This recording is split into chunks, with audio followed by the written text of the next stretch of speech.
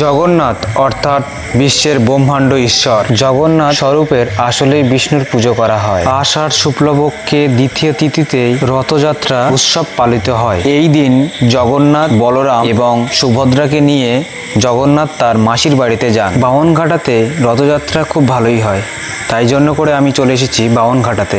So hello guys, welcome back to my channel, welcome back to my fresh new blog. তো তোমার সবাই কেমন আছো? আশা করছি তোমার সবাই অনেক অনেক অনেক ভালো আছো। আমি বিন্দাস আছি। আজকে চলে এসেছি রথযাত্রাকে নিয়ে একটা ব্লগ। তো তোমরা দেখতে থাকো ফার্স্ট থেকে লাস্ট অব্দি। আশা করছি তোমাদের এই ভিডিওটা ভালো হবে, তো তোমরা দেখতে থাকো। তো চলো ভিডিওটা শুরু করা যাক।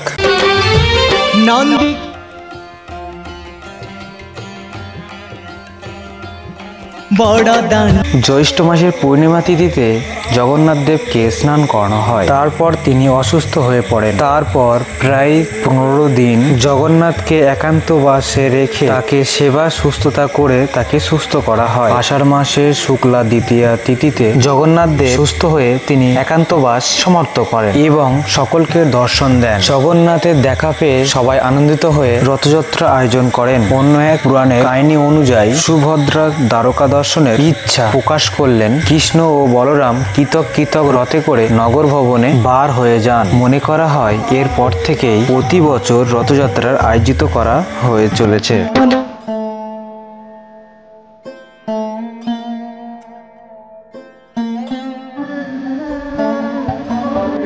এটা হলো মন্দির, আর এই মন্দিরের ভিতরে এখন হরিনাম হচ্ছে। চলো একটু দেখে নেই।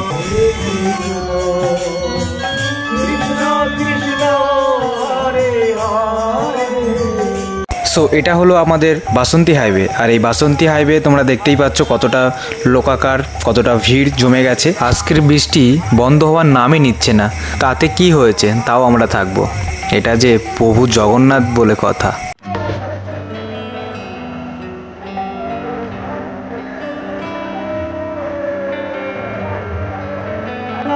শাস্ত্র মতে নিম কাঠ দিয়ে জগন্নাথ, বলভদ্র আর সুভদ্রার রথ নির্মাণ করা হয়।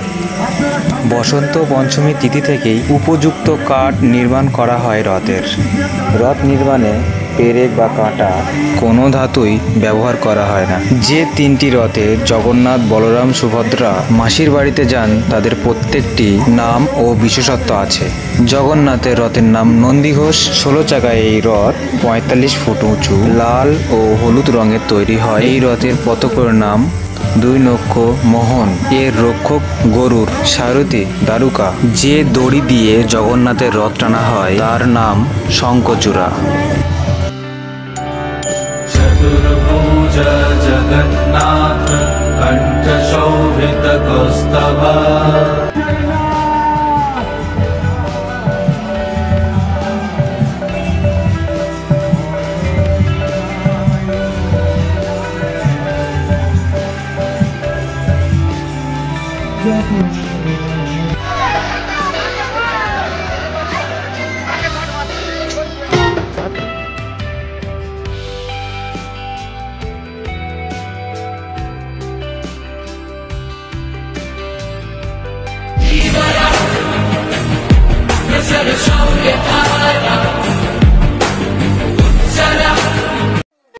यदा यदा हि धर्मस्य ग्लानिर्भवति भारत।